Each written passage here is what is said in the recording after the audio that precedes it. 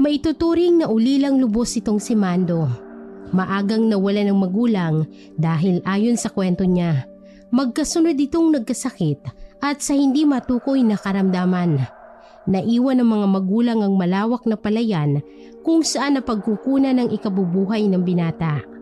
Masasabing sa murang edad, namuhay mag-isa itong si Mando. Pero hindi makitaan ng kahit na anong pagkabigo ang binata. Lagi kasi itong masayahin at may positibong pananaw sa mga bagay-bagay kahit pa noong kabataan niya. Maliban sa pagsasaka, namamasada din ito ng tricycle tuwing hapon kung nais nitong maglibang. Madalas natatambay ito sa tindahan ng tubaan ni Aling Minda. Bagaman nasa edad na itong si Mando, ngunit hindi pa nga nag-aasawa dahil ang palaging rason nito ay may tamang panahon ng lahat. Ang tanong, kailan? Hindi bumabalik ang panahon, Mando. Umaabante ito, naayon sa ikot at takbo ng mundo. Ikaw din, mahirap ang walang kasama, lalo pa kung matanda na. Tingnan mo si Aling Minda. Kahit pagbubuhat ng paninda walang katulong. Kasi ni hindi man lang nag-asawa. Ay, bakit ako nasali sa usapan? Naku, tigilan nyo na nga si Mando. Huwag niyong itulad sa inyo na wala na ngang makain. Abay, anak pa ng anak. Paano uusad ang lugar natin kung ang susunod na henerasyon ay tanggero din? Sapol! May isang Aling Minda. May punto ka naman Pero ibang usapan kasi pagdating sa kaibigan namin. Sabi nila, malapit na daw magwakas ang mundo. Papayag ka na lang ba, Mando, na hindi nakikita ang lahi mo? Sinong magmamana ng sakahan mo kung sakali? Ako o di kaya ang mga tambay dyan sa kanto? Kung ako lang sa pwesto mo, nako, baka nakailang panganay na ako pag nagkataon. Magsitigil na nga kayo. Isama niyo pa yung taong nananahimik. Oy, kayong dalawa ha, tigil-tigilan niyo tong kaibigan niyo. Hindi pa napapanahon para sa kanya. Pasasan ba't dadating din yan? Basta ang importante, mabuti kang tao at hindi ka sakit ng ulo ng mga kapitbahay mo. Nagsipagtawanan ng tatlo, lalo pat matindi ang naging litanya ni Aling Minda.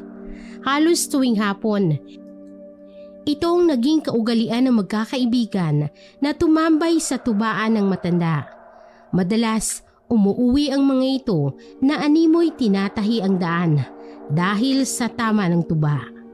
Ilang saglit lang ang lumipas nang maunang magpaalam si Mando sa mga kasama. Ayon kasi dito, kinakailangan niya ng magpahinga ng maaga, lalo pat marami pa itong tatapusing trabaho sa palayan kinabukasan.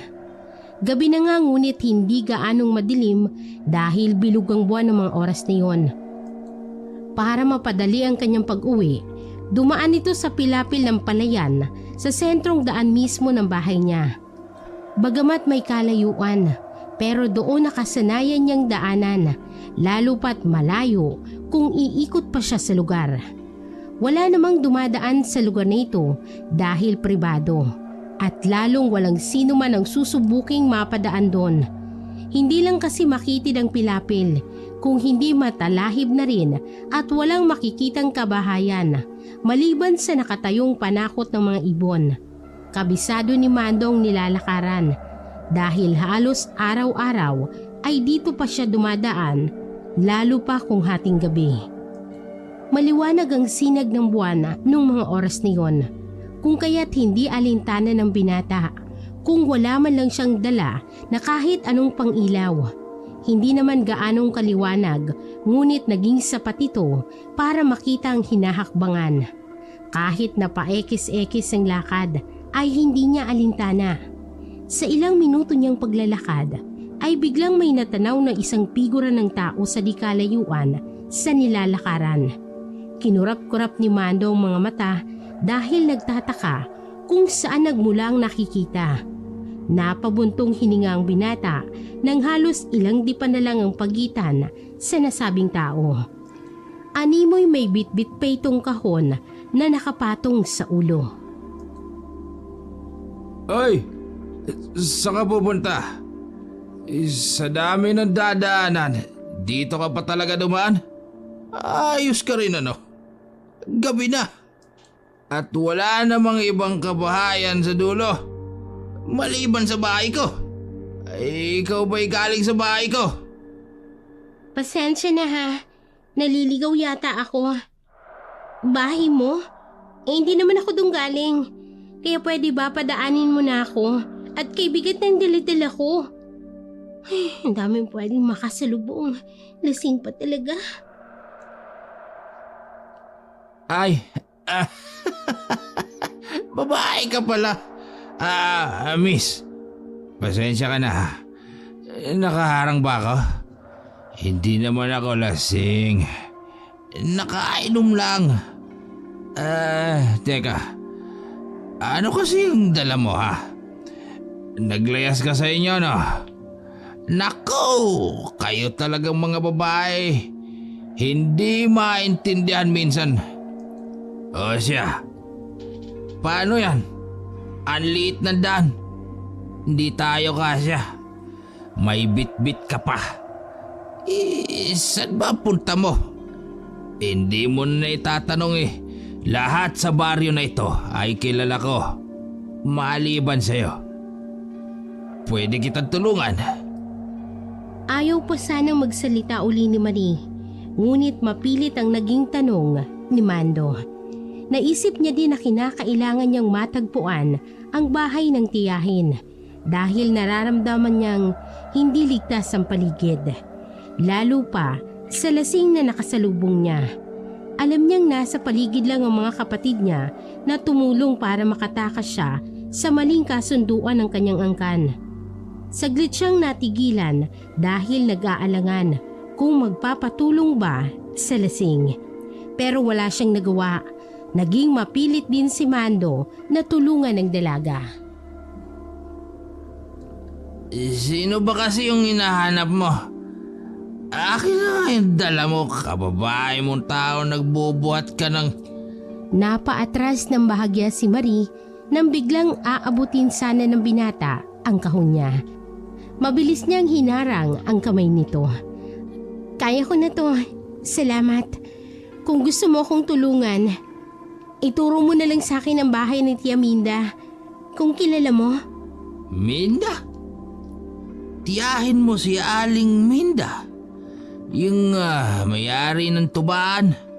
Nako, tamang taong napagtanungan mo. Halika na't ihatid na kita. Huwag ka na mahiya at close kami ng tiyahin mo. Pero teka, parang may mabaho. Nakaapa kayata ng tayo ng kalabaw. Inamoy-amoy niya ang kaharap na siya namang nakadagdag ng pagkainis kay Marie. Nakaalsa kasi ang mga kamay nito habang hinahawakan ang kahon na nasa ulo. Isang singhot mo pa, tatamaan ka sa akin. Ano, tutulungan mo ba ako o hindi? Kung hindi ka lang lasing, nako. Ay, huwag ka namang magalit ha. Lasing ako. Pero malakas ang pangamoy ko, lalo pat anghit ang pag-uusapan. Ilang araw ka na ba naglalakad at parang suka na yung amoy mo? Tara nga. Tara na nga. Ako na muna eh. Ayaw mo naman kasi ako magbuhat ng kahon eh. Di sana. Sinabi ko ba na amuyin mo ko? Pasensya na ha. Hindi uso ang ligo sa amin. Tsaka ito na yung pinakamabango sa pinanggalingan ko. Sa lahat ng nakilala ko, ikaw pa lang ang nagsabi niyan. Pag hindi ako nakapagpigil, tatamaan ka talaga sa akin eh. Hindi ako ang naamoy mo. Baka yung lana na nasa kahon. Pasalubong ko yun sa tiyahin ko. Hindi na nagsalita si Mando. Naglakad na lang ito pabalik sa tubaan habang nakasunod sa likuran niya ang dalaga. Ilang minutong nakalipas nang marating nila ang tubaan. Nag-aayos na si Aling Minda para magsarado ng tindahan. Samantalang ang dalawang kaibigan ni Mando ay nakatulog na sa ibabaw ng mesa. Tia, Aling Minda, may pakikilala po ko sa inyo. Ang mga papangasawa ko nga po pala. Kasama ko po,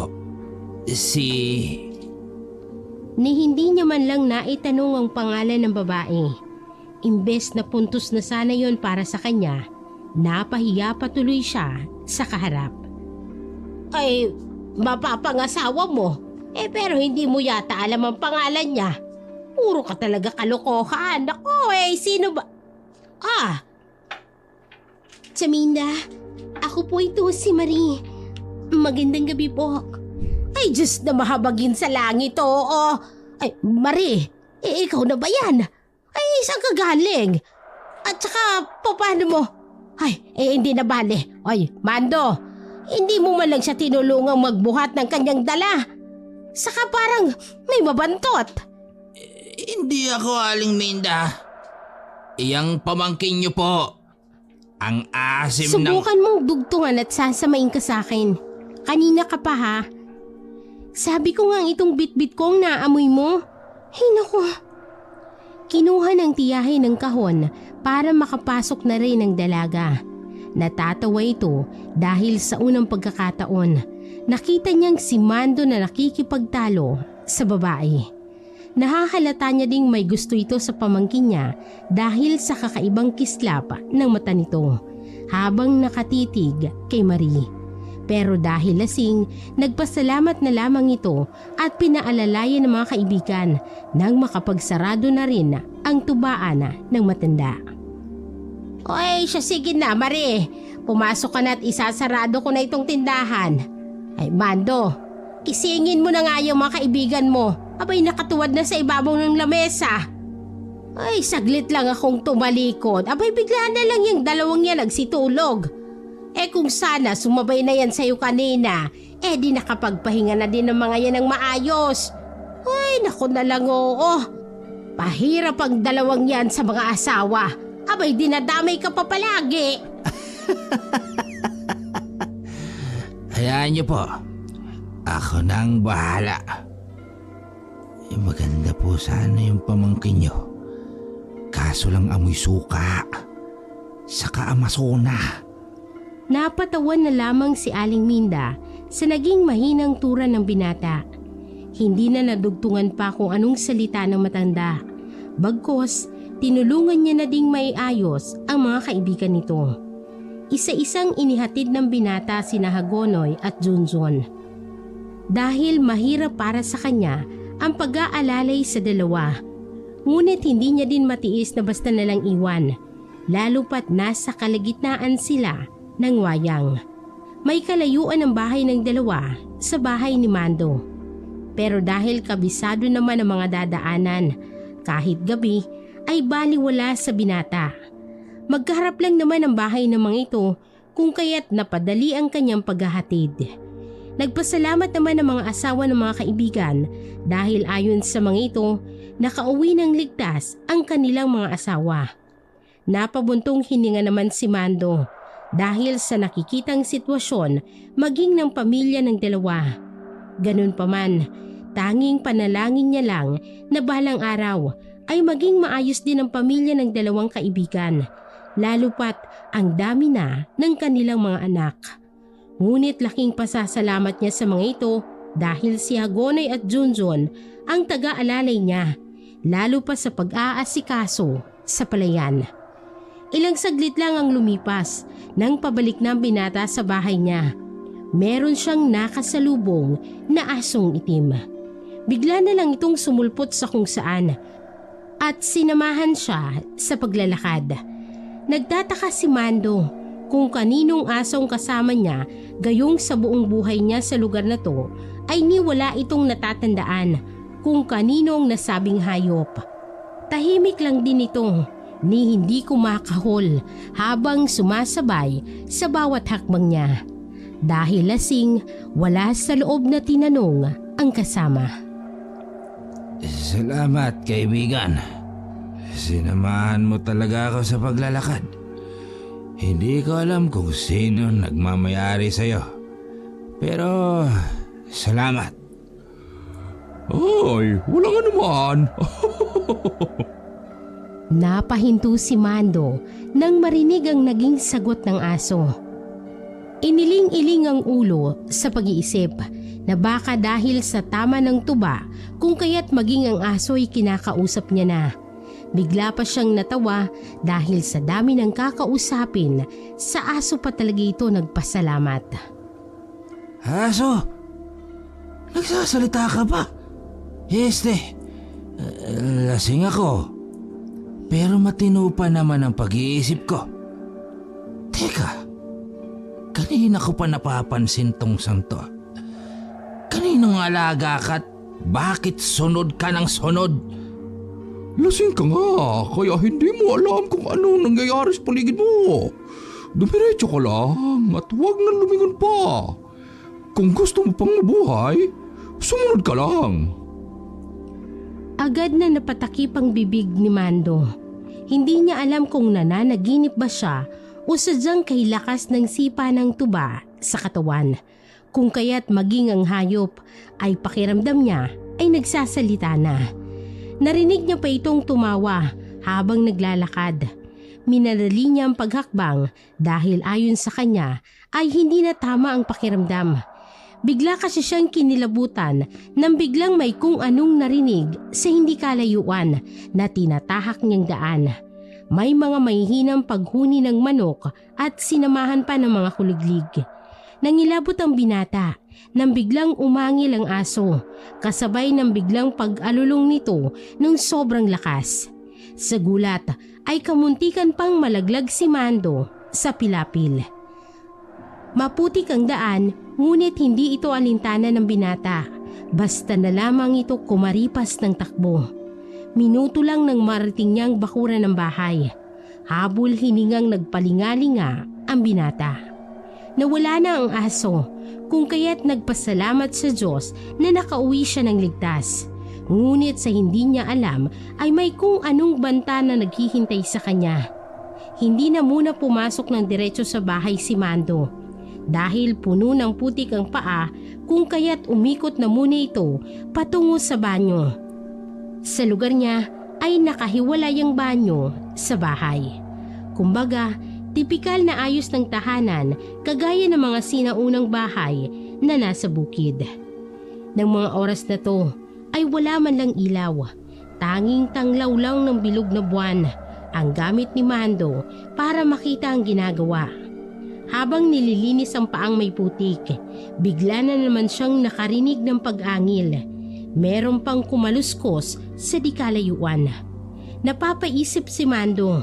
Wala kasing kapitbahay at lalong sa ganoong oras ay wala namang naiisip na kung anong hayop ang gagawa ng ingay dahil lahat ng mga alaga niya ay nasa kabilang kubo, malayo sa bahay kung saan siya nakatira. Noong unay binabaliwala lamang ito ni Mando.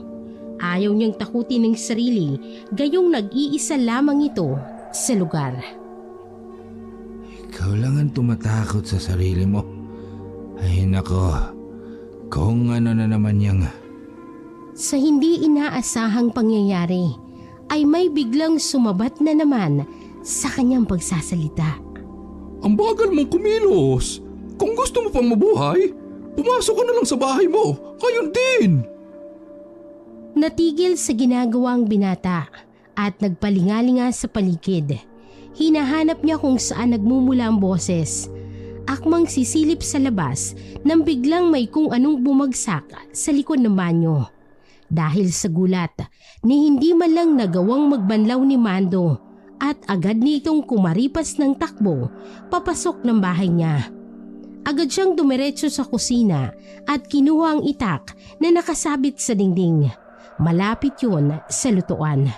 Nanginginig pa ang katawan habang isinasarado ang lahat ng pinto, maging ang bintana, ay nilagyan niya na rin ng harang. Ni hindi magawang magbukas ng ilaw ni Mando dahil sa takot, kung kaya't minabuti niya na lang na maghalukip-kip sa gilid ng mahabang upuan habang hawak ang itak. Buong buhay niya, doon pa lang siya nakaramdam ng sobrang takot dahil lamang sa mga tunog na hindi niya alam kung saan nagmumula at kung anong hayop ang gumagawa ng ganoong ingay. Ngunit pamilyar ang boses na narinig, pero hindi niya ito nakita. Dala ng pagod ay nakatulog na lamang si Mando na nasa gilid at hindi man lang nakapagbihis. Kinabukasan, tanghali na't nagising ang binata.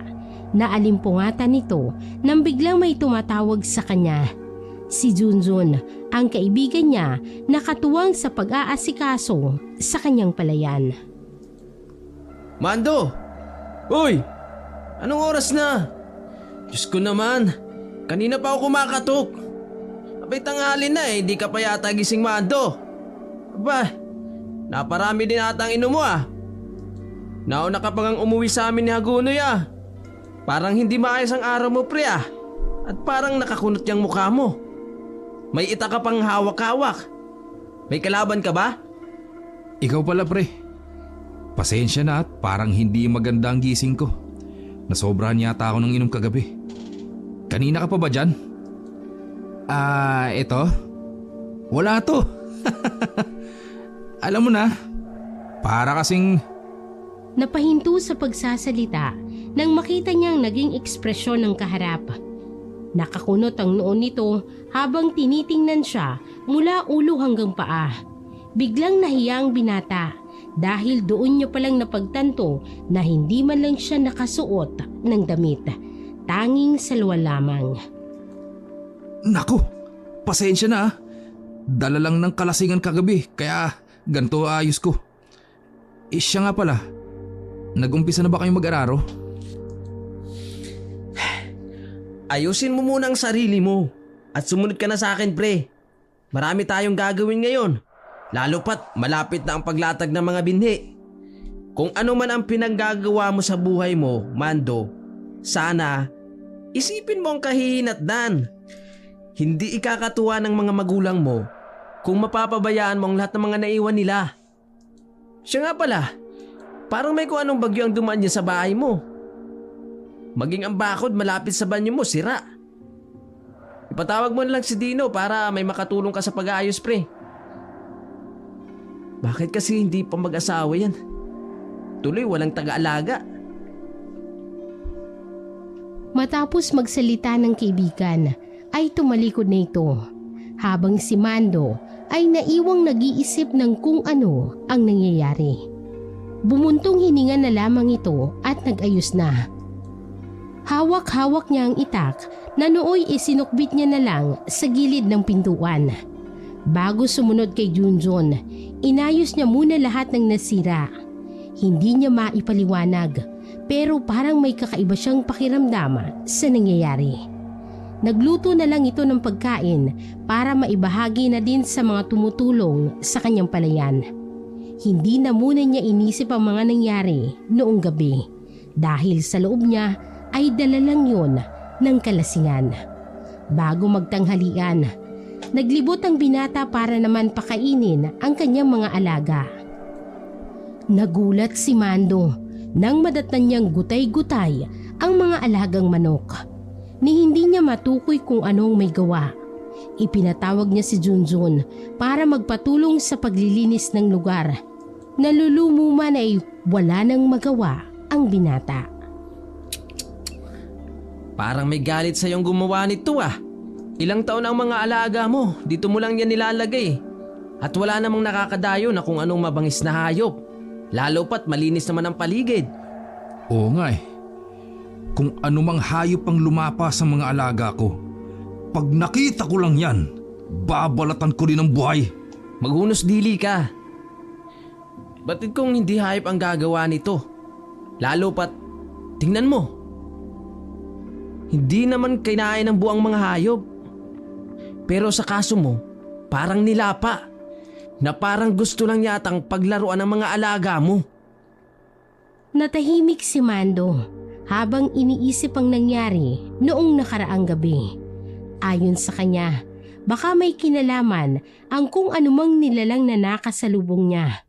Dagdag pa ni Mando, kahit masama ang loob at hindi man lang naproteksyonan ng mga alaga, mas pipiliin niya na lamang na ayusin ang mga ito, ni hindi man lang ito naglatag o naghayag ng mga nangyari sa kaibigan.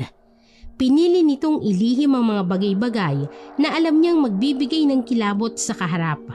Naiisip pa niya na baka kung anong iisipin ni Junjun kung ilalahad niya ang mga naranasan, lalo pat nasa impluwensya siya ng tuba. Iilan na lang ang natitira sa mga alaga, kaya kinuha niya na lamang ito para ilipat malapit sa bahay. Sumang-ayon naman ang kaibigan dahil iniisip din ito na makakabuti na din kung malapit at nakikita niya. Nagpaiwan si Junjun sa lugar dahil ayon dito, kailangang maayos ang paglibingan ng mga patay na manok para hindi kumalat ang amoy sa hangin. Habang naglalakad pa uwi si Mando, nakasalubong niya ang isang lalaki. Hindi niya ito kilala. Dahil pribado ang nasabing lugar, hindi niya maiwasang magtanong kung bakit pumasok ang nasabing tao. Mawalang galang na po. Hindi po dito ang daan. Saka bawal pong pumasok ang hindi kilala sa lugar. Naliligaw po yata kayo. Ganun ba? Hindi ako naliligaw. Sinadya ko talagang pumasok sa lugar mo. Pagpasensyahan mo sana ang kapangahasan ko, pero may hinahanap akong tao. May mga bakas na dito nagtuturo, pero parang lumalabo pagdating sa gitna ng lugar. Napaisip si Mando kung anong bakas ang sinasabi ng kaharap. Paano nakikita ang kung anong bakas, gayong puro talahib ang pilapil, maging ang kabuuan ng lugar ay puro pananim. Maliban na lang doon sa bahay niya na nasira ng kung anong nilalang, lalo na ang likod ng kanyang palikuran. Hindi ko po alam kung anong hinahanap nyo. Pero nakasisigurado po ako, wala sa lugar na ito. Nakikita nyo naman po, puro mga pananim at wala pong daan dito. Ganito na lang. Napatigil sa pagsasalita si Mando nang makaamoy ng kakaiba. Napatingin sa kaharap na para bang may hindi mawari. Bakit kaamoy nito si Marie, ang babaeng tinulungan niya noong nagdaang gabi? Maayos naman ang kaharap, malinis naman itong tingnan, pero pakiramdam ni Mando ay may kakaiba, hindi lamang sa aura, kundi maging sa ginagamit nitong pabango. Parang may kaamoy ka. Subukan nyo pong lumabas sa lugar ko. Tapos magtanong-tanong po kayo sa baryo. Baka sakaling mahanap nyo po ang... Ni hindi niya natapos ang pagsasalita nang biglang tumalikod ang kaharap. Hindi man lang ito tumugon sa kung anong sinabi ni Mando. Maging ang binata ay pinili na lang ding tumahimik at sinundan ng tingin si Pulong. Wala siyang ideya kung bakit may ganoong tao na bigla na lamang pumapasok sa lugar niya nang walang permiso. Ganun pa man, inisip niya na lang na baka naliligaw. Pero hindi niya maiwasan ang magtaka, lalo pat ang lugar niya ang pinakadulong bahagi ng baryo. Kung may papasok man, ay sa mayor na daan yon magmumula, hindi iikot sa likod. Sa pagkakaalam niya, napakatarik ng daan at kahabaan ng kawayan ang madadaanan. Kung mula sa likod, papasok ang tao. Halos lahat ng taga-baryo, alam yan, maliban na lang kung dayo. Sa puntong yun, ayaw mag-isip ni Mando. Mas tinuon niya ang atensyon sa mga natitirang alaga. Naging abala ang binata ng mga oras na yun. Marami kasing ginagawa si Junjun, kung kaya tanging si Mando lang ang nagkumpuni ng mga nasirang dingding ng palikuran. Hapon na mapagpasyahan niyang lumabas at dumaan sa tubaan ni Aling Minda.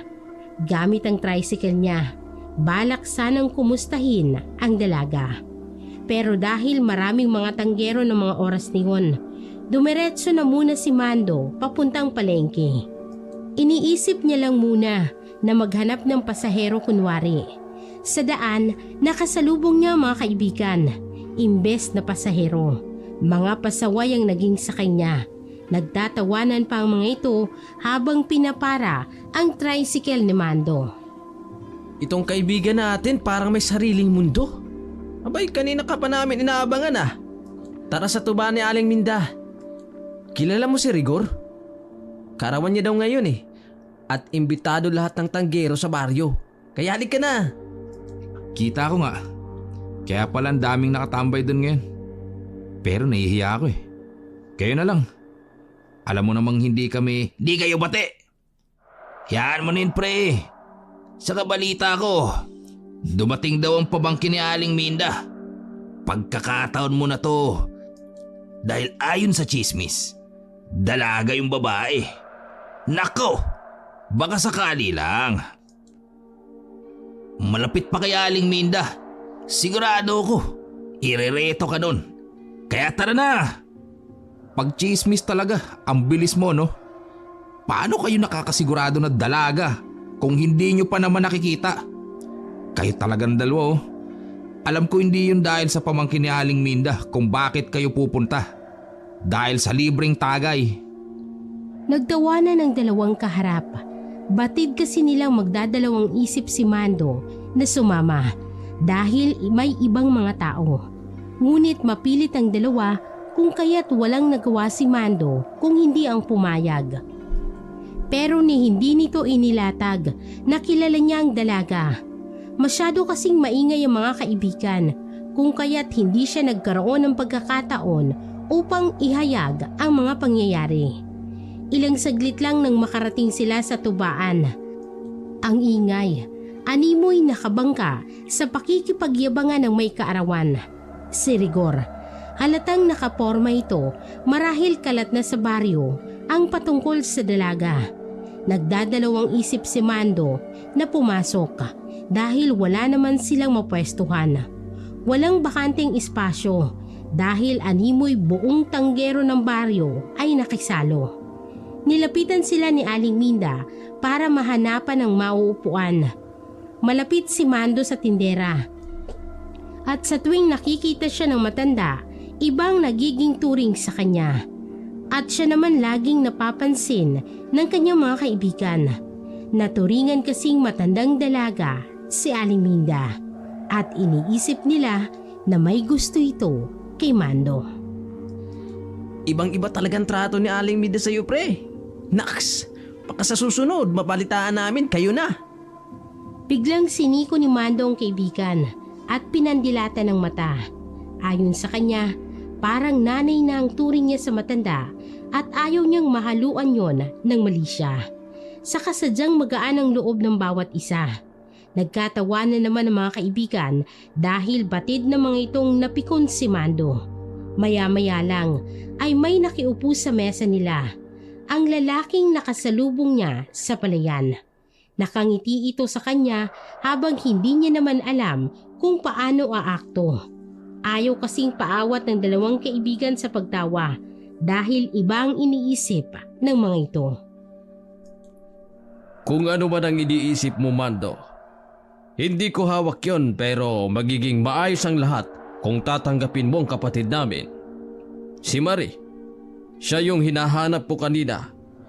Kaso nung nakapasok ako sa lugar mo, iba ang inisip mo. Pagpasensyahan mo sana kung tumalikod na lang ako bigla. Paano niyo po ako nakilala? Tsaka, pasensya na po kayo ah. Hindi ko man lang po kayo naalalain kanina. Marami po kasi akong ginagawa eh. Tsaka... Magkakilala kayo? Saan ka dumaan? Diba, wala namang daanan sa lugar mo, pre? Saan lulusot? Ando naman ako kanina, pero hindi ko man lang ikaw napansin. Bago dumiretso sa'yo, dadaan muna sa baryo. O di kaya dito. Isang lakad mo lang diyan sa may kanto, sentro na agad sa bahay mo. Malayo nga lang. Yan mo na pre. Ang mahalaga, nakita niya na yung hinahanap niya. Kapatid ka po pala ni Marie? Asan po siya? Nagkatinginan ng dalawang magkaibigan. Mas nauna palang nakilala ni Mando ang dalaga, ni hindi man lang ito nagbukas sa kanila. Nagkahiyaan pa ang mga ito nang biglang may isang dalaga na naglapag ng tray ng tuba sa mesa. Nakangiti ito maliban noong nakita si Mando.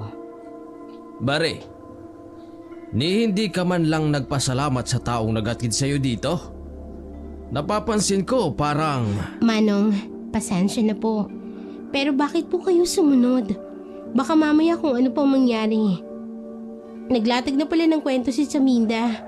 Kagigising ko lang kasi. Alam mo na. Huwag kang mag-alala. Maya-maya, alis din ako. Sinigurado ko lang na maayos ka at syempre, hindi ang tiyahin mo ang naglatag sa akin, kundi si Uway. Naikwento niya ang patungkol sa taong nag-alalay sa'yo. Ang sabi pa, nagkaroon siya ng engkwentro dahil may nakasunod sa pagtakas niyo.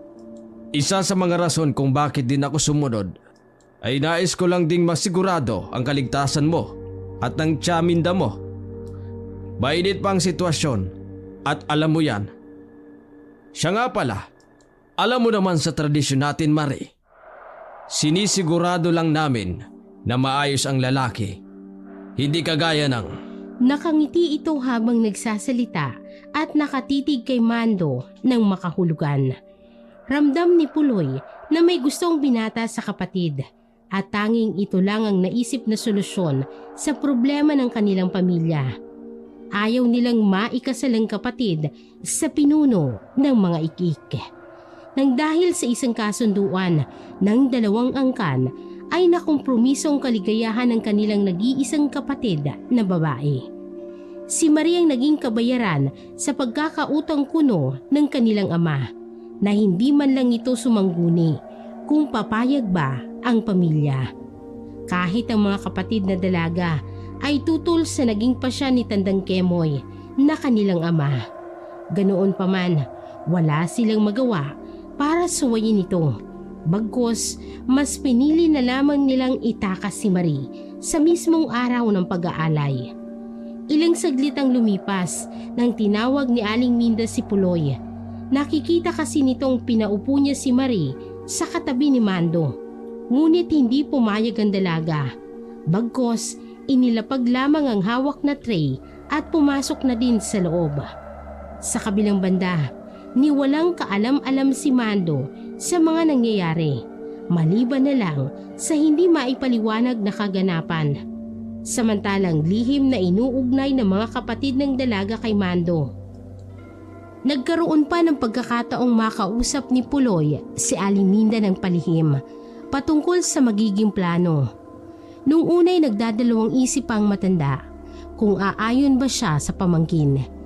Pero dala ng paglalatag ng mga dahilan ni Puloy ay hindi nagtagal. Nagpahayag na rin ang tiyahin. Nasa loob sila ng tindahan. Nag-uusap sila habang si Maray nag-aayos ng mga gamit ng mga oras na yun. Ayaw kasi ni Puloy na marinig nito ang anumang magiging plano. Lalo pat hindi nakakasiguro si Puloy kung sasang-ayon din ba ang dalaga.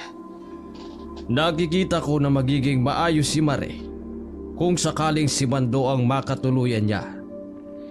Tsak, kinakailangan lang nating mapapayag ang dalawa. Kung siguro, pag nakita ni Tandang Kimoy na maayos na si Mare, baka sakaling matigil na ang lahat ng kahibangan niya. Naturingan siyang ama, pero hindi niya iniisip ang kinabukasan ni Mare. Nandoon na ako, Puloy. Hindi ba delikado kung sakaling mapapayag natin si Mando? Alam niyo naman, ni walang kaalam-alam ang binata sa kung anuman. Kilala ko ang binata at alam kong mabibigyan niya ng magandang buhay ang kapatid niyo. Pero ang tanong, paano kung sumugod ang angka ng mga ik-ik? Baka hindi niya kayanin. Biglang nahinto sa pag-uusap ang dalawa nang pumasok si Mando. Sa di sinasadyang pagkakataon, nagkasabay pa sila ni Marie sa pagpasok sa pinto kung saan nagkauntugan pa ang ulo ng dalawa. Napatingin naman sina Aling Minda at Puloy ng makahulugan.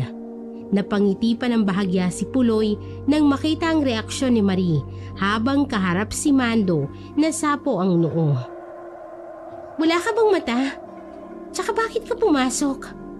Tigas ng ulo mo ha? Chang, awatin niyo ako. Mabubugbog ko na talaga to. Iihi lang naman sana ako eh. Nandito kasi yung daan. Pasensya ka na kung hindi kita napansin. Pero ngayon, masasabi ko na ang ganda pala ng mga mata mo. Hindi alintana ng binata na may mga kaharap sila. Nagkasikuhan pa ang magtiyahin dahil batid nilang bagay ang dalawa. Samantalang biglang may sumigaw ng mga lasing na kasama ni Rigor. Nagwala sa labas dahil nagkaroon ito ng kasagutan sa kabilang lamesa. Ilang minuto lang ang nakalipas nang biglang nagsipulasan ng lahat dahil nasapian ng kung anong demonyo ang mga lasing at pinataob ang lamesa. Samantalang pinapasok ni Mando si Marie habang si Puloy ay lumabas at umawat sa mga lasing.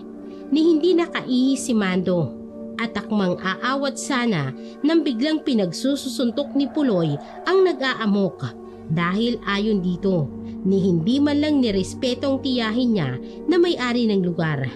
Nagsitakbuhan ng iba, ngunit si Rigor ay humarap kay Puloy habang nagsasalita ng pagbabanta.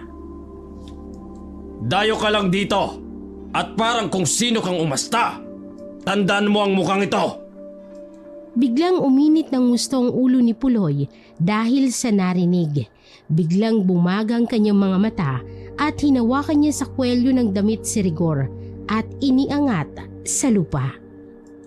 Talagang bastos ka. Hoy, kahit sino ka pa, hindi ako natatakot. Baka gusto mong ihiwalay ko ang ulo mo sa katawan mo. Kasabay ng biglang paglabas ng pangil nito na tanging si Rigor lang ang nakakita. Sa takot at pagkabigla, naihi ito sa pantalon. Halimaw ka! Aswag! Anak ng Diablo! Tulog! Tulungan niyo ako! Dahil sa nangyari ay nagulat ang lahat. Nagkatinginan pa ang mga tanggerong nakapalibot sa kanila at biglang itinulak ni Puloy si Rigor. Agad naman itong bumangon at animoy hindi alam kung saan tatakbo. Nagsisisigaw pa ito na siya namang pumukaw sa atensyon ng mga taong nakapalibot sa lugar. Ngunit kay bilis magpalit ng mukha ni Puloy. Ibang mukhang naipakita niya sa mga taong sumugod. Maayos ito, napakagwapo ng itsura. Lumapit si Hagonoy at Junjun kay Puloy na sobrang napahanga sila nito dahil sa galaw na hindi nila inaasahan. Naku! Paano mo nagawa yung pre? Ang lakas mo! Biruin mo? Tinapon mo yun ng walang kahirap-hirap? Tsaka halimaw yun. Sa ganyang kagwapong lalaki. Sa susunod, turuan mo din kami ng mga galaw mo. Nag-appear pa ang dalawa habang natutuwa sa kaharap. Lumabas na din sina Aling Minda at Marie. Nagtulungan silang ayusin ang lugar. Samantalang nagtawag naman ng kakampi si Rigor dahil parang nababaliw na ito dulot ng mga nakita. Halos lahat ng makasalubong na sinasabihan niyang may aswang sa tubaan ni Aling Minda.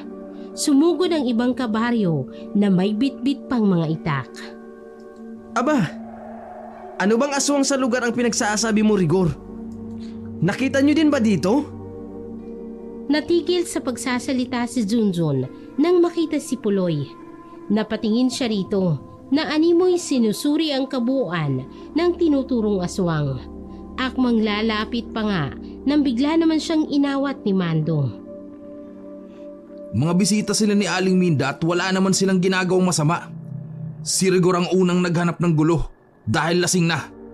Umawat lang itong si Puloy kasi halos maubos na nilang sirain ang mga gamit dito.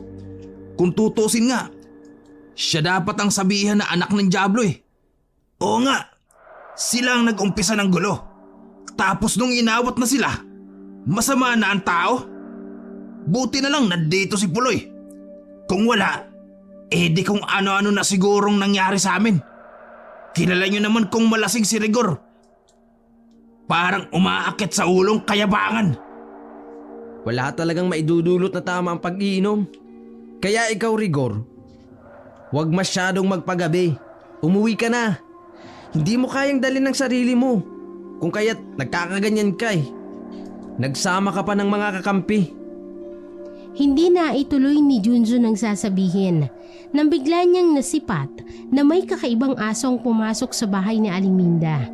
Bigla na lamang itong sumulpot sa kung saan at dumiretso sa loob.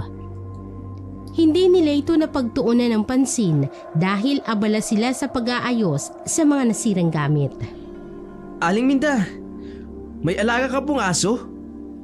May nakita akong itim na aso na pumasok sa loob eh. Aso? Ay saan? Abay wala naman. Saan naman manggagaling niyang asong yan? Abay kay dami natin dito. Nagkatinginan ng magkapatid.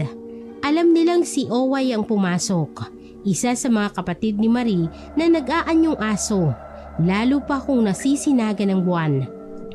Ni hindi na muna nila pinansin, bagkus hinarap na muna nila ang mga taong nakikiosyoso.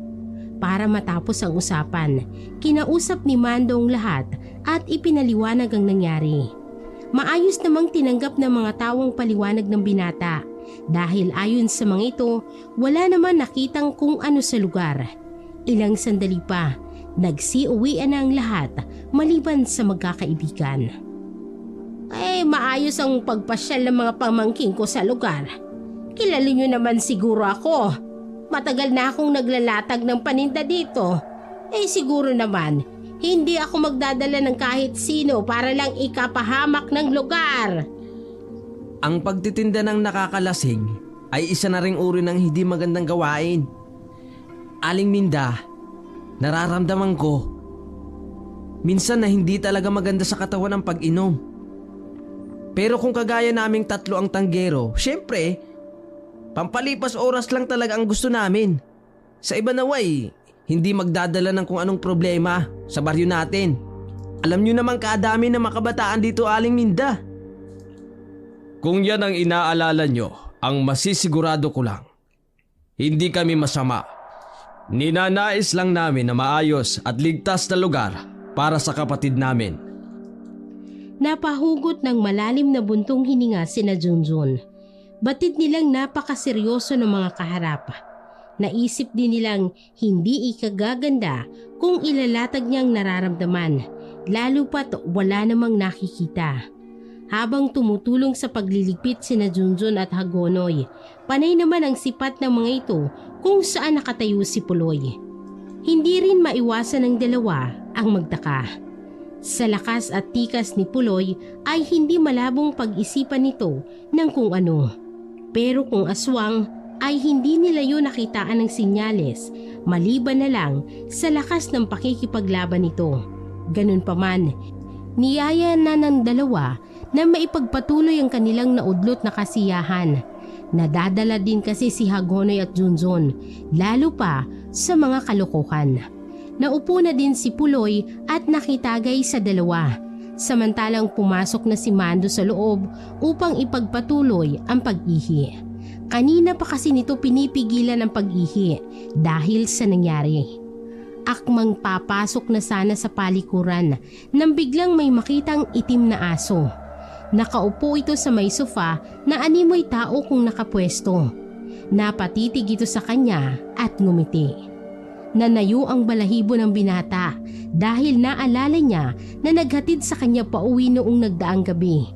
Akmang sisigaw sana siya na maagap na lumapit ang aso sa kinatatayuan ni Mando.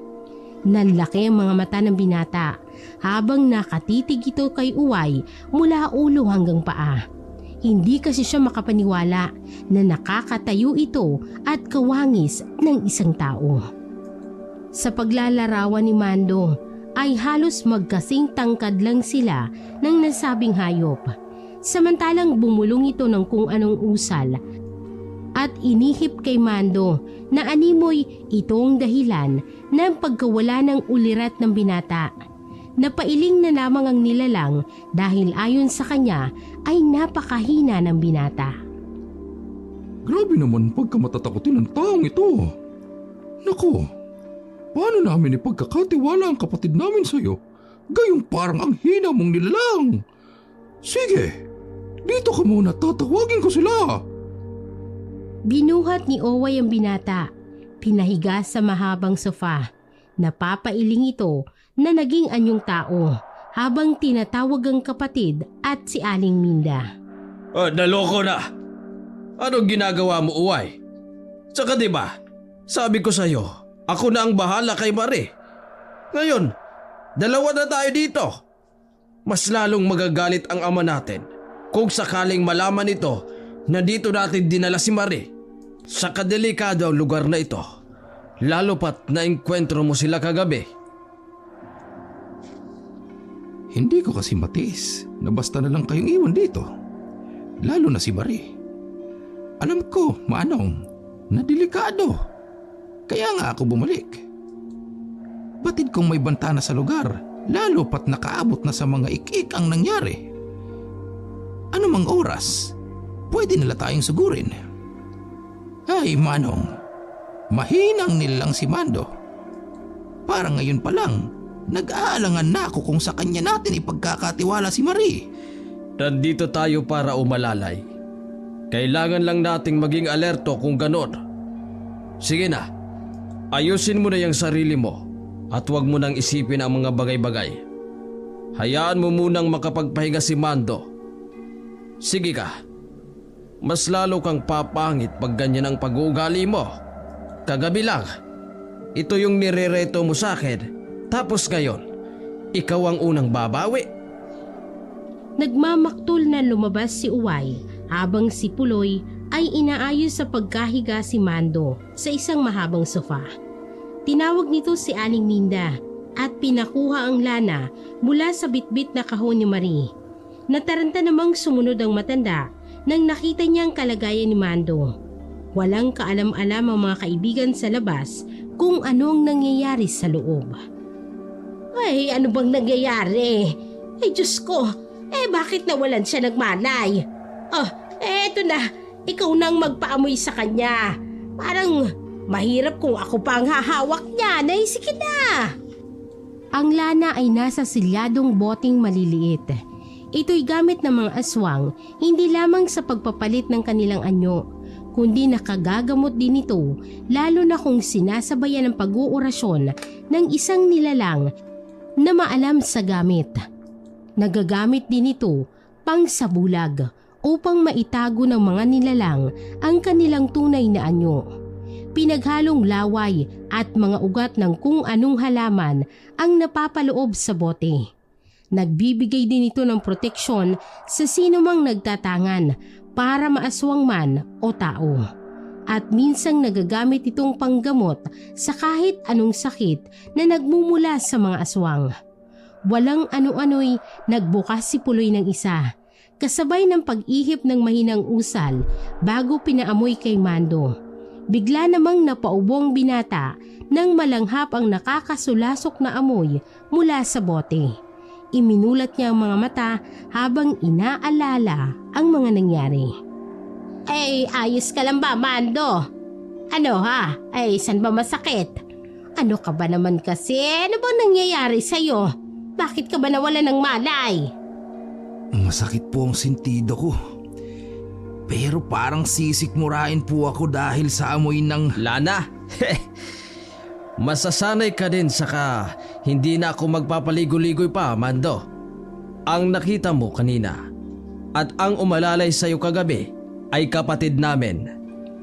Ang totoo, sa malaking angka ng mga gabunan kami nagmula. Pero hindi kami ang lahing basta na lang kumakatay ng tao. May mga pagkakataon lang na kinakailangan naming kumatay ng mga iniaalay. Madalas, hindi tao kundi mga hayop. Ayaw kitang biglain, pero kailangan namin ang tulong mo para sa kapatid naming si Marie. Anumang oras, darating ang mga ik-ik para kunin si Marie. At yon ang hindi namin mapapayagan. Isa iyon sa rason kung bakit kami nandito. Napatulala si Mando sa mga narinig. Ni ayaw niyang irehistro sa utak anuman ang mga katagang inilatag sa kanya. Ayon pa sa kanya, lubhang napakadelikado ang lugar nila kung totoo ang mga inihahayag ni Puloy. Gabunan? Di ba mga aswang yun? Kayo, Aling Minda? Ikaw? Si Marie? Anong tulong? Kilala nyo naman ako, Aling Minda. Kung sa tulong, basta hindi lang madugo, tutulong ako. Sa abot ng aking makakaya. Napangiti ang matanda sa naging reaksyon ni Mando. Inaalala niya kung bakit hindi siya naging kabilang sa kanilang angkan at kung paano siya naging malapit kay Mando. Sa lugar kasi, tanging ang binata lang ang nakagaanan niya talaga ng loob dahil sa positibong pag-iisip nito at hindi pagiging mapanghusga. Ay, hindi ako Mando o maging si Marie. Tanging mga lahi lang namin kung saan kinakailangan munang maipasang bertud ng pagkaaswang. Nasa tao kung ito'y tatanggapin at yayakapin ng pagiging isang aswang. Isa din sa mga rason kung bakit ako nandito na walang kasamang pamilya. Dahil naglayas din ako. Namatay ang nanay ko na hindi naipasang itim na bato sa akin. Pero ang ama ni Marie na kapatid ko ang humalili at saka namuno sa natitirang lahi. Saka nakalayo din ako dahil kay Tandang Kemoy na kapatid ko mismo na siyang nagprotekta sa akin laban sa mga ik-ik. Ay ngayon si Marie. Ang hindi ko maintindihan bakit naging kasangkapan pa ang dalagang ito sa mga planong hindi naman naaayon sa kagustuhan ng pamilya. Sa hindi matukoy na dahilan, nakukompromiso ang kinabukasan nito. Kay haba ng usapan na to, Mando, at malalim ang pinanggagaligan ng rason, nasa sayo nakasalalay ang kaligtasan ni Marie. Tutulong kami. Kung sakali mang pumayag ka, pakasalan mo ang kapatid namin at ihaharap kita kay Tandang Kemoy, ang ama naming pinuno ng mga gabunan. Nanlaki ang mga mata ni Marie dahil hindi niya inaasahan ang naririnig. Napatulo ang luha ng dalaga dahil ang buong akala niya ay maililigtas na siya sa kasunduan. Pero ano itong ginagawa ng kapatid? Ipapakasal siya sa lalaking ngayon lamang niya nakilala. Napailing na lamang si Marie habang nakatitig lang sa kanila. Ni hindi nito magawang magsalita. Tumutulo ang luhang nilapitan ng tiyahin. Napahugot naman ng malalim na paghinga si Mando. Ramdam niyang kakaibang emosyon para sa dalaga. Pero sa kondisyon at sitwasyon nito ay natatakot siya sa posibleng mangyari. Ganun pa man ay parte ng pag-iisip niya na kailangan niyang tulungan. Hindi lang si Aling Minda, kung hindi maging ang angkan ni Marie. Anong mangyayari? Ang ibig kong sabihin, anong laban ko sa angkan nyo? Kaya kong buhayin ang kapatid nyo at ibigay ang maayos na buhay para sa kanya. Pero kung may mga gantong usapan, paano? Hindi ko kayang lumaban ng patayan. Hindi na nakapagpigil si Marie dahil sa inis, nakapagsalita yun ng hindi maganda sa binata. Kung sana pumili naman kayo ng handa akong ipaglaban. Hindi yung kahit sarili niya, hindi niya kayang ipagtanggol. Naghari ang katahimikan ng ilang minuto. Halos walang may gustong magsalita. Maya-maya lang ay pumasok ang dalawang kaibigan ni Mando. Nagtaka ang mga ito kung bakit umihilang ang kaibigan, ngunit kay taga lumabas. Ano na pre? Nalunod ka na siguro sa inidoro at ayaw mo nang lumabas dyan. Inaantok na nga kami kay hintay sa'yo pre. Ano? Iinom pa ba tayo? Parang wala ka na din yatang plano makitagay sa amin. Parang kay seryoso na ng pinag-uusapan nyo. Siya nga pala, kaninong aso yung nasa tapat ng tindahan? Yung aso nyo kung makahigop ng tuba, daig pang tao. Aso ba yun? O lasing na tayo? Ano pre, yun. Nagkatinginan ng lahat. Si Oway ang tinutukoy ni Hagonoy. Kakaibang nilalang ito na madaling sabi ay tuwing sisikatan ng buwan ay nagiging malaking itim na aso. Lahing gabunan sila pero ang kahibaan niya sa mga kapatid ay ang pagkontrol sa pagpapalit ng kanyang anyo. Ilang sandali pa ang lumipas nang lumabas si Marie upang awatin ng kapatid. Inabisuhan niya din ito na umuwi na at hindi ligtas para sa kagaya niya ang lugar. Hindi naman makapaniwala ang dalawa na si Marie ay kinakausap ang isang hayop. Suntukin mo nga ako, pre. Sino ang lasing sa amin? Ako o si Marie? Pati aso. Aso. Para kasi siyang tao. Biglang nabaling ang tingin ni Oway kay Junjun. Napangiti ito ng bahagya na animoy hindi makapaniwala si Junjun sa nakikita. Kung ito ba ay hayop na parang tao kung kumilos. Tara na, sabayan na lang natin ang aso.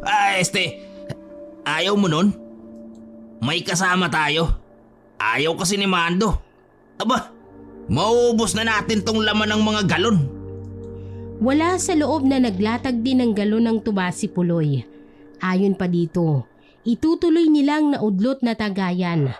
Bago maghating gabi ay nailatag na ni Puloy ang naging rason bakit sila napasok sa lugar. Nagsitawanan naman sina Junjun at Hagonoy na animoy hindi makapaniwala sa kung anong istoryang inilalatag ng kaharap. Ang akala ng dalawa dahil sa tama ng tuba kung bakit nakakapagkwento si Puloy ng hindi kapani-paniwalang kwento. Aswang? Kung may aswang, sana matagal na kaming kinain o di kaya kinatay. Sa halos araw-araw na inuumaga na nga kami umuwi. Di ba, Mando? Pre, sumabat ka naman. Kanina ka patahimik yan. Nabaling ang atensyon ni Junjun sa mga kalalakihang papunta sa kinauupuan nila. Nakahilera ito at nakasuot ng itim na balabal. Pre, may bisita pa yata si Aling Minda. Aba, parang ayos to ah. Nakapustura pa talaga sila. Oo nga no. May karibal na si Mando kay Marie kung magkataon. Sabay tawang dalawa na animoy hindi alam kung anong nangyayari sa paligid. Sa kabilang banda, tumayo si Puloy at pinapasok si Marie at Aling Minda. Alam niyang tauhan ni Tandang Kemoy ang nakikita nila. Pinatayo niya si Oway na nooy napadami na ng inom ng tuba. Nung unay iilan pa lang, nang bigla na lang animoy nagsulputan ng mga kawal na nagmamatsa palibot sa tubaan. Kasunod noon, ang kanilang ama na animoy galit na galit. Sinalubong naman ito ni Puloy at kasabay ng pagbibigay ng respeto. Yumukod dito sa matanda. Ipagpatawad ninyo, Ama. Kinakailangan lang naming proteksyonan si Marie. Ayaw namin siyang mapunta ng ganon-ganon na lang. Lumabas si Aling Minda habang maluha-luha ang mga mata. Sa haba ng panahong pagtatago niya, ngayon niya lang ulit nasilayan ang mukha ng kanyang kapatid.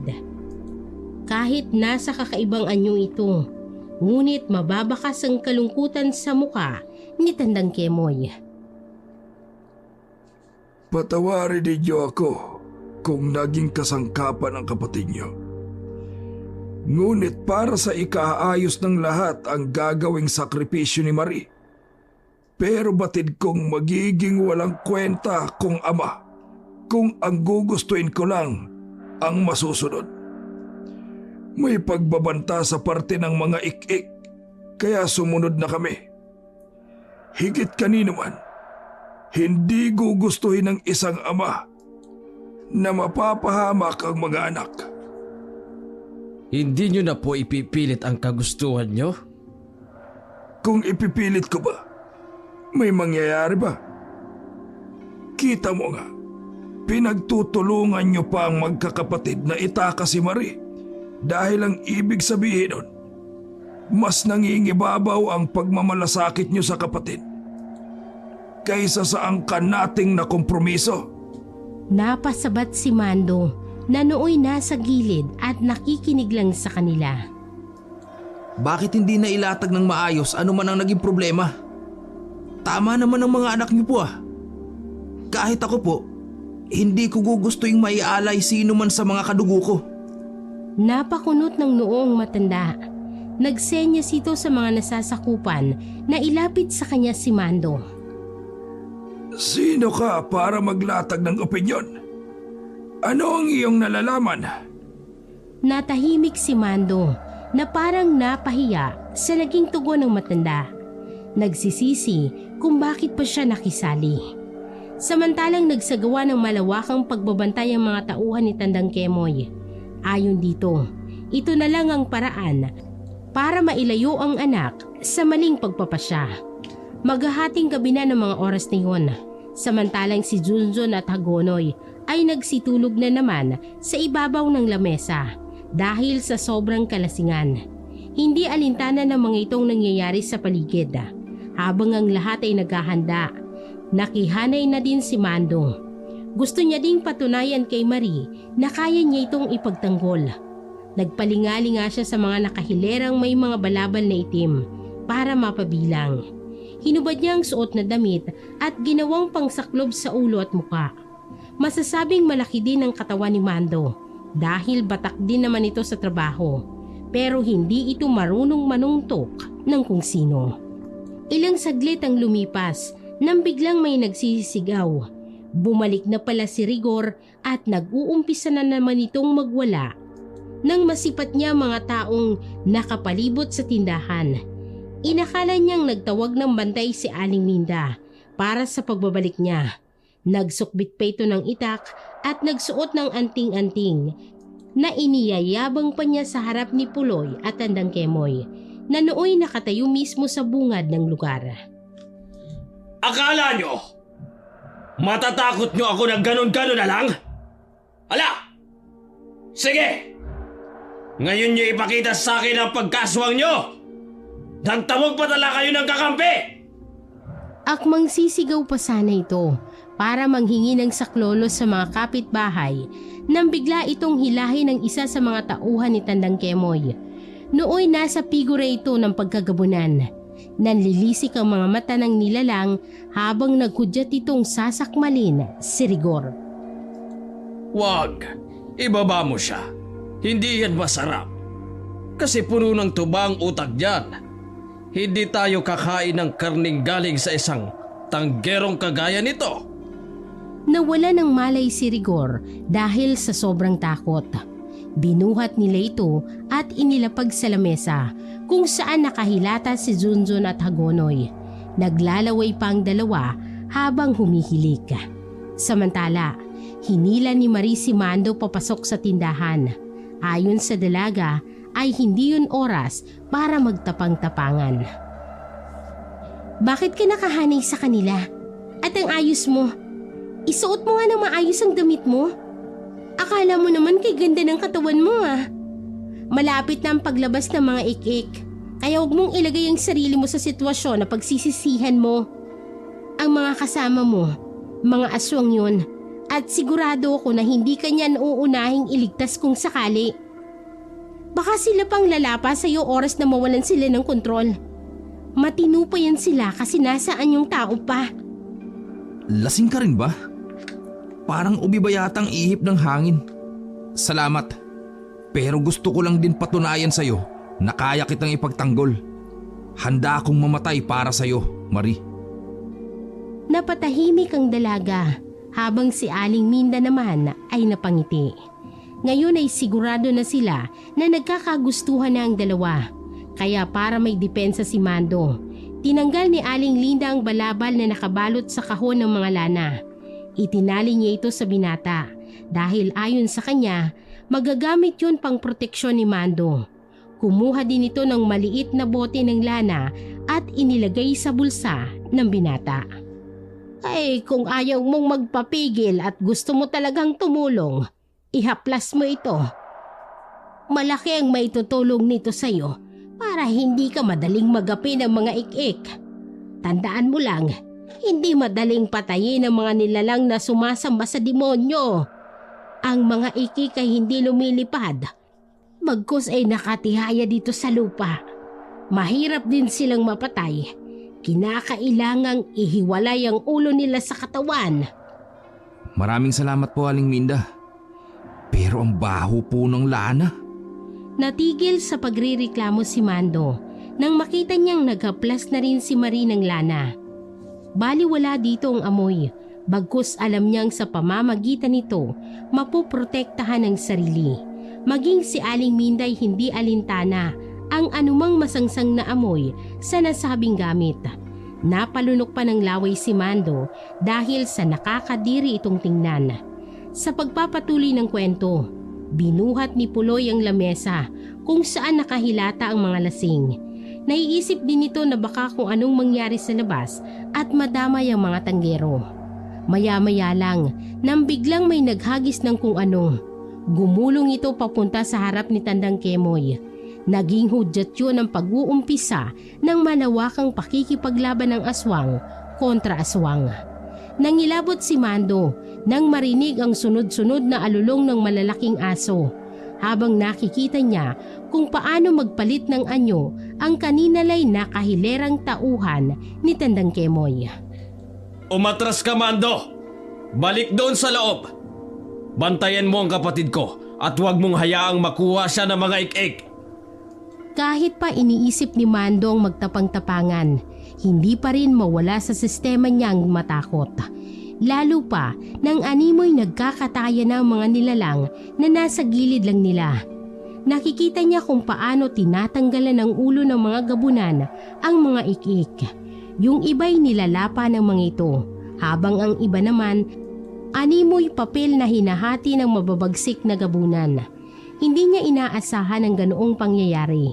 Lalo pa sa buong buhay ni Mando ay hindi pa ito nakaranas ng ganoong katinding labanan. Hindi niya alam kung ano ang mararamdaman ng mga oras na yun. Lalo pa noong biglang may humablot sa kanya. Tinamaan siya ng kalmot habang biglang lumabas si Marie upang alalayan siya. Buong pag-aakala niya'y maililigtas siya sa bingit ng kamatayan dahil nagaplas na siya ng pamproteksyon. Hindi pala. Maaaring makatulong yun upang madepensahan ang sarili niya. Pero kailangan niyang maging agresibo at matapang. Lalo na hindi basta-bastang nilalang ang kaharap nila. Ay naku, hindi pa tayo kinakasal. Parang mabubiyuda na agad ako. Huwag puro yabang. Lakasan mo ang loob mo. Ay Mando, huwag ka nang lumabas. Hayaan mo na sila. Kaya na nila Puloy yan. Hindi ka kagaya nila kaya huwag ka nang magtapang-tapangan. Naiisip ni Mando na may punto ang mga kaharap kung kaya't umupo na muna ito habang nilalapatan ng unang panglunas ang sugat niya. Naririnig nila ang mga pag-angil at pag-alulong ng mga aso sa paligid. Minuto lang ang nakalipas nang biglang tumahimik ang labas. Nagkatinginan ng tatlo at inisip na tapos na. Napasilip si Aling Minda nang bigla siyang mapasigaw nang makita ang kapatid na gumagapang habang inaapakan ang pinuno ng mga ikik. Alam na alam niya ang figura nito dahil minsan niya itong naging kasintahan. Lumabas si Aling Minda, daladalang mahabang itak. Nakita niyang iilan na lang mga tauhan ng kapatid ang nakatayo. Samantalang si Puloy at Uway ay nasa gilid na puno na ng kalmot. Huwag! Nakikiusap ako! Ako na lang ang kunin mo! Huwag lang ang kapatid ko! Patawarin mo sana ako kung tinalikuran kita! Patawad! Napatitig ang pinunong ik-ik kay Aling Minda. Nanlisik ang mga mata nito at animoy na pabulala sa mga katagang ikinagimbal ng matanda. Inilahad nito ang rason kung bakit nagkaroon ng kasunduan. Dagdag pa ng pinuno ng ik-ik na kung sana'y hindi siya niloko ni Aling Minda, hindi aabot sa kung anong kasunduan ng lahat. Akmang lalaslasin nito ang ulo ni Tandang Kemoy nang may biglang may tumaga sa bandang likuran niya. Akmang lilingon pa sana ito na mabilis na kumilos si Aling Minda upang tagain ang nilalang sa liig. Dahil nilamon ng galit at takot ang matanda, kung kaya't lahat ng nararamdaman nito ay itinuon niya sa pagtagasan nilalang. Ni hindi nakaporma ang pinuno ng mga ikik na isa-isa ding nagsilapitan ang mga natitirang gabunan upang lapain siya. Nagsisigaw pa si Aling Minda habang wala sa sarili na pinagtatataga. Inawat naman ito ng kapatid nang makita niyang lasog-lasog na ang katawan ng ikik. Tama na! Minda! Tapos na! Ni hindi makapaniwala si Mando sa ginawa ni Aling Minda. Inalalaya naman ni Maria ang mga kapatid na noon ay hindi na gumagalaw dahil sa mga tama sa katawan. Iilang tauhan ni Tandang Kemoy ang naglinis ng lugar. Ayon sa kanila, hindi dapat maabutan ng umaga ang mga gutay-gutay na katawan ng mga ikik dahil kung magkataon, malalantad sa mga tao ang lahing kanilang iniingatan. Pinahiga na muna ng magkapatid sa loob habang hinahaplasan nito ng lana ni Marie. Umiiyak ito dahil natatakot sa pwedeng sapitin ng mga kapatid. Samantalang nakaupo si Aling Minda sa labas katabi si Tandang Kemoy. Tumutulo ang mga luha habang humihingi ng tawad. Doon isinalaysay ni Tandang Kemoy ang lahat. Naging magkasintahan pala ang pinuno ng mga ikik at si Aling Minda. Ngunit nagbago ang naging pasya nito noong hindi niya kayang tanggapin ang pagiging isang aswang. Tinakasan niya ang lahat at ang naging kapalit ay isang kasunduan sa pagitan ng dalawang angkan. Si Maria ang magiging kahalili dahil hindi matanggap ng pinuno ng mga ikik ang nangyari. Noong unay nagapi na sila pero dahil inilatag ang kasunduan kung kaya't pumayag ang kabilang angkan. Hindi aabot sa ganito kung naging maayos ang pagpapasya ko. Patawarin mo ko, Tandang Kemoy. Pati na ng mga anak mo. Nadamay sila ng dahil sa akin. Tapos na, Minda. Ano man na nangyari, wala tayong masisisi, kundi tayo lang din. Walang kapatawaran sa angkan ng mga ik-ik ang ginawa natin. Pero nangyari na nangyari. At hindi na yun mababago pa. May pag-asa pa para ituwid ang pagkakamali. Pero sa ibang paraan. Tandang Kemoy, tatanggapin niyo kaya ako bilang magiging asawa ni Marie? Imbes na tutulo na sana ang luha ni Aling Minda, bigla itong natawa dahil sa wakas naging matapang si Mando sa paglalahad ng kanyang tunay na hangarin. Mag-uumaga na ng mga oras na iyon at tanging pangiti lang ang naging tugon ng matanda. Kinaumagahan, hindi pa gaanong magaling si Poloy at Oway. Mababakas pa sa mga katawan nito ang mga tama at natamo sa nagdaang labanan. Maging si Mando ay may marka din ito pero nadadala sa pagpahid ng lana. Nagising ang tatlo na nagkagulatan sa ibabaw ng lamesa. Biglang tayo si Junjun at Hagonoy nang makitang may hawak pang itak si Rigor. Mukha itong hangaway sa ayos na parang kung sinong matapang. Tumayo ito at sumigaw. Ano? Akala nyo maluloko nyo ba kami? Mga lahi kayo na! Napatigil sa pagsasalita niya nang bigla siyang binatukan ni Marie na nooy asar na asar dahil nakakabulahaw ang boses nito. Kay aga-aga, ano bang problema mo? Kung mga aswang niyang kaharap mo, kagabi pa lang nilapa na kayo. Tarantadong tuwa. Tapang-tapangan pero niwala ka namang ibubuga. Sige na, umuwi na kayo. At kayong dalawa, ayusin niyo ang mga buhay niyo ha. Ayoko kayong laging nakikita dito. Napaatras ang tatlo at nagsipagtakbuhan pa uwi. Ilang minuto lang din ay biglang bumalik si Junjun. Naalala kasi nito si Mando. Ayon pa sa kanya, kinakailangan nilang tapusin ang naiwang trabaho sa palayan. Pasensya ka na muna, Pret. Kailangan ko magpahinga. Wala tayong maayos na tulog. Sa susunod na araw na lang natin tapusin. Alam ko at naiintindihan ko, pre. Pasensya ka na ha. Hindi ko maalala ang nangyari kagabi. Ganun pa man, ano man ang pagpapasya mo, asahan mong nandito lang ako. Laging nakasuporta sa'yo. Tama na ang drama, pre. Gusto ko na muna magpahingat. Pagod na ako. Tara na, sa bahay na lang tayo.